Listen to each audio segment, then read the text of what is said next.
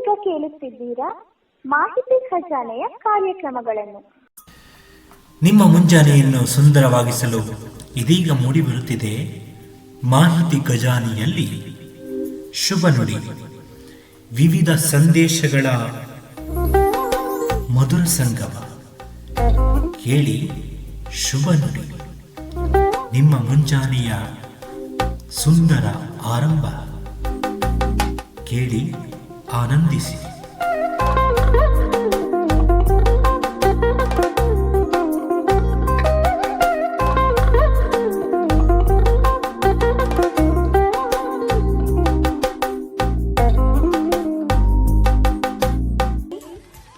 Bell icon ಅನ್ನು click ಮಾಡುವುದರ ಮೂಲಕ ಸಬ್ಸ್ಕ್ರೈಬ್ ಆಗಿ.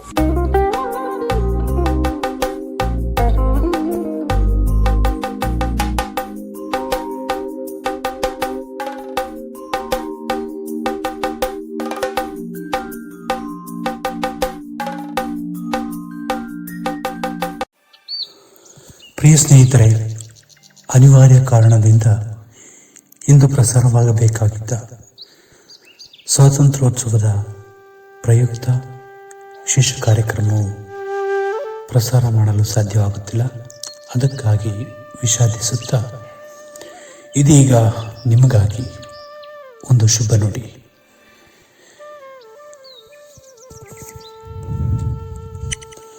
ನಿಮ್ಮೊಂದಿಗೆ ನಿಮ್ಮ ಗೆಳೆಯ ಶರತ್. ಸುಧಾಮೂರ್ತಿಯವರು ಒಂದು ಕಡೆ ಹೀಗೆ ಹೇಳುತ್ತಾರೆ: ಹಣವು ಅಪರೂಪಕ್ಕೆ ಜನರನ್ನು ಒಗ್ಗೂಡಿಸುತ್ತದೆ, ಹೆಚ್ಚಾಗಿ ವಿಭಜಿಸುತ್ತದೆ. ಮತ್ತೊಮ್ಮೆ ಶುಭ ನುಡಿ. ಹಣವು ಜನರನ್ನು ಅಪರೂಪಕ್ಕೆ ಒಗ್ಗೂಡಿಸುತ್ತದೆ, ಆದರೆ ಹೆಚ್ಚಾಗಿ ವಿಭಜಿಸುತ್ತದೆ. ಎಂಥ ಅದ್ಭುತವಾದ ಮಾತಲ್ಲ ಸ್ನೇಹಿತರೆ. ನಮ್ಮ ಜೀವನದಲ್ಲಿ ಹಣ ಅನ್ನೋದು ಬಹಳ ಮುಖ್ಯ. ಆದರೆ ಹಣನೇ ನಮ್ಮ ಜೀವನ ಅಲ್ಲ. ಹಣದಿಂದ ವಸ್ತುಗಳನ್ನು ಖರೀದಿ ಮಾಡ್ಬೋದು. ಅಷ್ಟೇ ಅಲ್ಲದೆ ಇನ್ನೂ ನಮ್ಮ ಅವಶ್ಯಕತೆಗಳನ್ನು ಹಣದಿಂದ ಪಡೆದುಕೊಳ್ಳೋಕ್ಕೆ ಸಾಧ್ಯ ಇದೆ.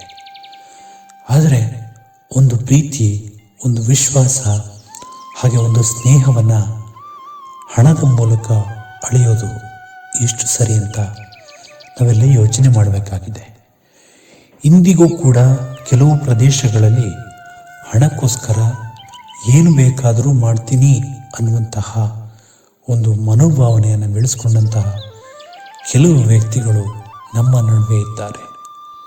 ಪ್ರಿಯರೇ, ಎಂದಿಗೂ ಕೂಡ ಹಣ ನಮಗೆ ಅವಶ್ಯಕತೆ ಇದೆ.